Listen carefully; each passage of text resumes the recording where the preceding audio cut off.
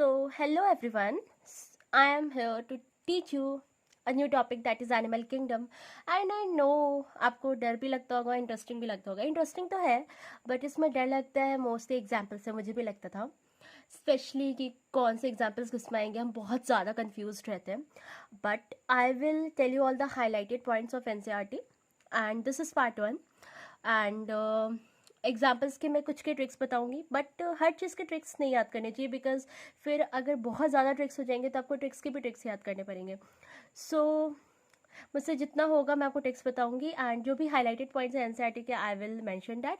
And let's get started without wasting much time. Okay, चलो. तो सबसे पहले तो एनिमल्स के बारे में अगर मैं बात करूँ तो आपको कुछ पॉइंट्स पता होने चाहिए. दैट इज़, जो एनिमल्स होते हैं वो हेटेरोट्रॉफिक होते हैं. हेटेरोट्रॉफ्स होते हैं, ये तो आपको पता ही होगा.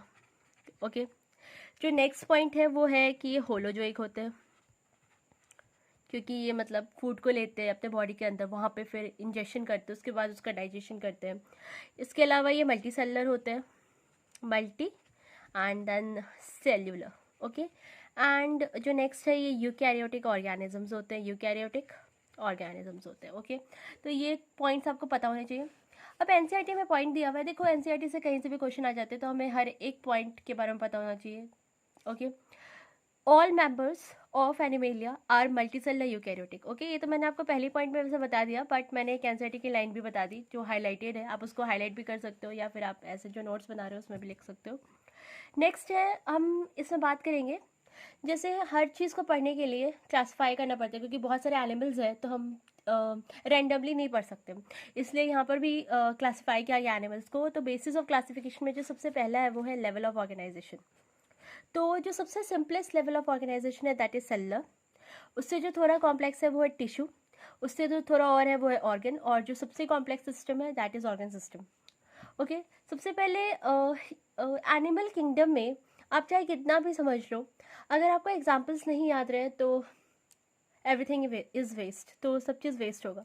तो मोस्ट इंपॉर्टेंट है आपको एग्जाम्पल्स पे कमांड रखो. ओके, तो आप अगर सीक्वेंस पे चलोगे ना तो आपको एग्जाम्पल्स पे कमांड हो जाएगा. सो देखो, सेलर के जो एग्जाम्पल होते हैं वो होता है पॉरीफेरा.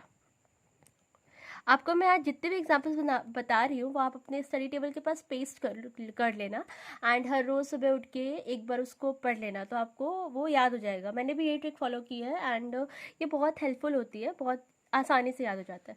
टिश्यू लेवल की अगर मैं बात करूँ तो इसके दो एग्जाम्पल्स होते हैं. एक होता है सिलेंट्रेटा, सिलेंटेरेटा, एंड जो नेक्स्ट होता है इसी को मेरी निडेरिया भी बोला जाता है. Okay, Cnidaria. ओके, निडेरिया भी इसको निडेरिया भी बोला जाता है. जो नेक्स्ट है वो है टीनोफोरा. ये दोनों इसके एग्जाम्पल्स है टिश्यू लेवल ऑफ ऑर्गेनाइजेशन के. तो सेलुलर में सिर्फ एक एग्जाम्पल होता है, टिश्यू में दो एग्जाम्पल्स होते हैं, एक सिलेंट्रेट होता है, एक टीनोफोरा होता है. ओके, और टीनोफोरा को एनिडेरियंस भी बोलते हैं. ये आपको मैं आगे बताऊंगी कि एनिडेरिया क्या है क्या नहीं है.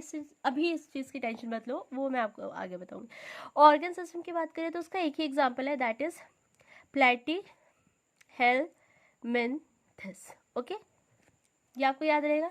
नेक्स्ट हम बात करते हैं ऑर्गन सिस्टम लेवल की. ओके, ऑर्गन सिस्टम लेवल के बहुत सारे एग्जांपल्स हैं और ये आपको याद रखना होगा. इसके कोई ट्रिक्स नहीं है, मुझे नहीं पता है, एंड मैंने कहीं से देखे भी नहीं है. बस आप इसको कई बार बोलो, आपको याद हो जाएगा.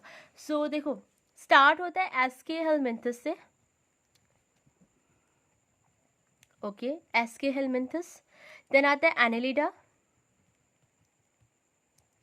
देन आता है आर्थ्रोपोडा.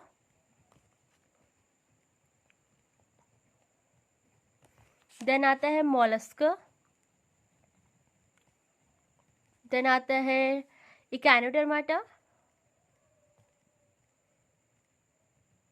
देन आता है हेमिकॉर्डेटा,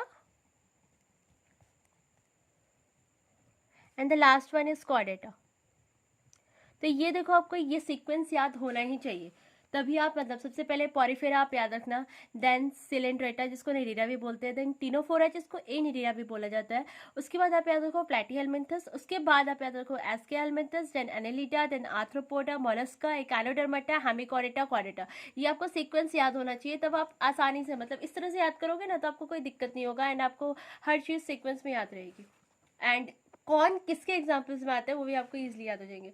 तो ये तो हो गया लेवल ऑफ ऑर्गेनाइजेशन में। सबसे पहले हमने देखा कि body level of organisation. Next हम बात कर रहे हैं basis of classified level of organisation देखा। अब हम बात करते हैं सर्कुलेटरी सिस्टम की, ठीक है। तो जो लोअर ग्रुप ऑफ ऑर्गेनिजम्स होते हैं they are mainly provided with open type of circulatory system, और जो हायर ग्रुप होते हैं उनके पास मेनली प्रेजेंट होता है close type of circulatory system. Okay, तो सबसे पहला तो मिसकंसेप्शन ये होता है कि जो open type of circulatory system होता है इनके पास ब्लड वेसल्स होते हैं या फिर नहीं। तो सबसे पहले अपना ये मिसकंसेप्शन दूर करो। जो open type of circulatory system होते हैं उनके पास ब्लड वेसल्स होते हैं, दैट इज आर्टरीज और वेन्स होते हैं, but they are poorly developed. उनके पास क्या चीज़ नहीं होती, तो उनके पास कैपिलरीज नहीं होती है। एंड जो close type of circulatory system होता है उनके पास developed type of veins and arteries होती है, एंड उनके पास कैपिलरीज भी प्रेजेंट होती है। तो दोनों में डिफरेंस होता है कैपिलरीज का, आर्टरीज और वेन्स का नहीं। ये आपको याद रखना है सबसे पहले। तो अब इसके भी मोस्ट इंपॉर्टेंट पॉइंट क्या है, एनिमल किंगडम में जो चीज़ इंपॉर्टेंट है वो है एग्जाम्पल्स। तो इसके एग्जाम्पल्स हमें कैसे आ जाएंगे, तो इसके लिए मैंने एक ट्रिक है ओपन टाइप की याद रखने के लिए, वो है एंथम। ठीक है, एंथम तो याद रहेगा। अब एंथम से देखो जो ए है वो रिप्रेजेंट कर रहा है आर्थ्रोपोडा को, ओके। एन जो है वो मेनली रिप्रेजेंट कर रहा है नॉन सिफेलोपोडा। देखो जब आप आगे पढ़ोगे तो आपको पता चलेगा कि जो मॉलस्का होता है उसमें दो ग्रुप आते हैं, एक सिफेलोपोड्स होते हैं, एक नॉन सिफेलोपोड्स आते हैं। तो जो नॉन सिफेलोपोड वाले मॉलस्क होते हैं ना वो मेनली इसके एग्जाम्पल में आते हैं, ओके। फिर जो टी है वो मेनली रिप्रेजेंट करता है ट्यूनिकेटा को। या आप आगे पढ़ोगे कि जो यूरोकॉर्डेटा होता है सब फाइलम, उसी को मेनली ट्यूनिकेटा बोला जाता है, ठीक है। उसके बाद जो नेक्स्ट है वो है हेमिकॉर्डेटा। नेक्स्ट है इकैनोडर्माटा। एंड जो एम है इसका कोई सिग्निफिकेंस नहीं है, ये बस ऐसे ही मतलब दे दिया है एक वर्ड बनाने के लिए, तो एंथम। तो इससे आपको याद रहेगा।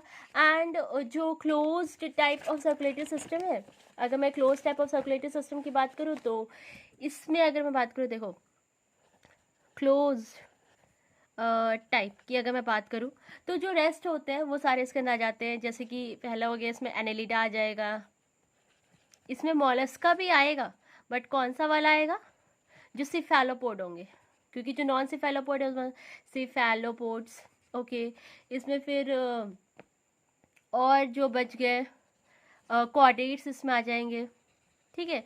तो वो भी हायर वाले, बिकॉज जो लोअर जो यूरोकॉर्डेटा मैंने आपको बताया लोअर कॉर्डेट होता है जो उसमें जाएगा। तो ये सब है इसमें। तो आज के लिए बस इतना ही, ये पार्ट 1 है।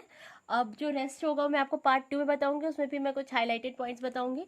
And thank you so much for watching, and if you like my videos then to subscribe my channel, and thank you, and keep studying guys.